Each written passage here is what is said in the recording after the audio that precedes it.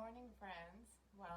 We're back to our beginner yoga poses, and today we're starting with that next one on the poster, which was Dhanurasana, which is a crazy pose for beginners, but you know what? It's great because you probably would not find it if you went to a 101 just learning the basics yoga class because it's quite intense.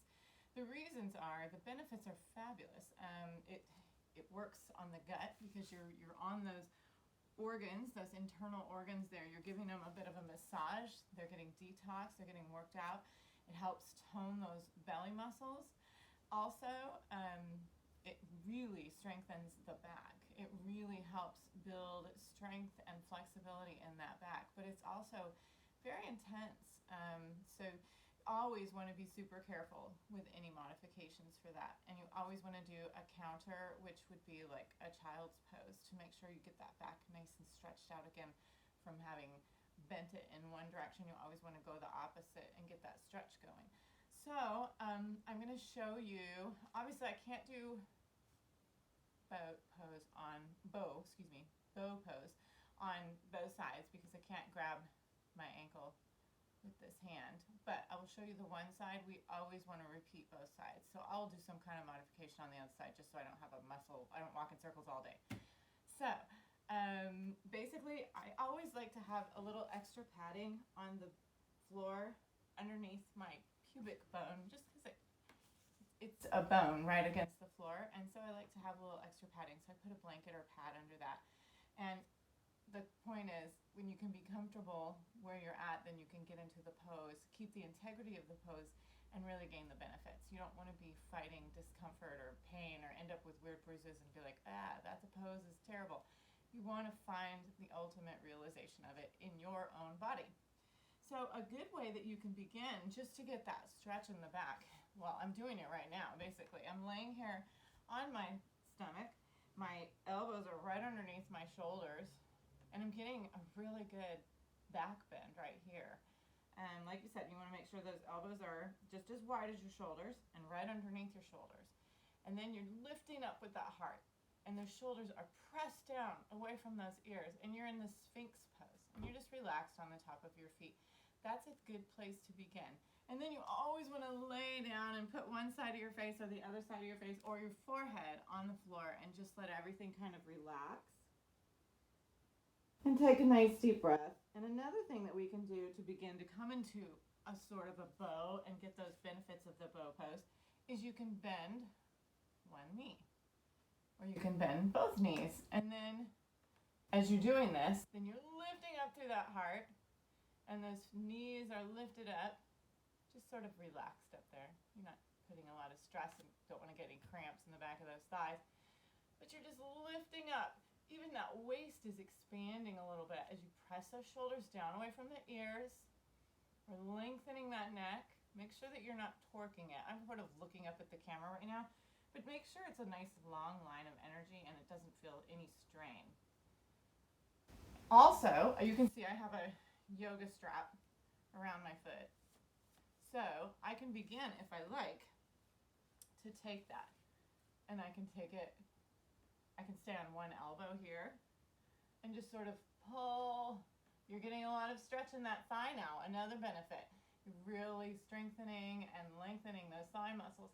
So you can take that. You can use a towel or any kind of a strap that you have at home. You don't have to buy a yoga strap, although they're very cheap. You can get a block and strap set, I know, on Amazon for very little money. And the blocks come in handy all the time, as we know. And anyway, you can just take and you can pull forward, and you're going to get some big stretch in that calf, in that thigh. So make sure you're really careful. And then, of course, you always want to do the other side so that you don't stretch one side and not the other. And if you use a strap, just make sure it doesn't have any stretch to it. You don't want to risk any snapback. So make sure that it's not anything that stretches. It's a towel or a length of cloth or something that isn't going to stretch. So you just want to, you can bring your arm up and you're going to pick that knee up. Just just a little bit. I mean, it's like a paper can slide underneath it on the ground. And then as you come towards that full realization, make sure you come again into a stretch or even into a child if you need to. If you're like, ooh, back's already feeling it. Come back into that child. Just sink back. Feel that stretch through those back muscles. You can even walk your hands to one side. Walk your hands to the other side. Just really stretch that back out. You can bring those knees wide so that your heart can just press down and you really get that stretch through that back. And then you can come back into the bow. And the ultimate realization, you can do one side though. And you can just grab that back of the foot with your hand and lift up that heart and lift up that face and press that front of that foot into your hand. And you're going to feel it. And then, like I said, you want to do the other side. I'm going to have to grab it with my opposite side. So I'm getting a bit of a twist as well.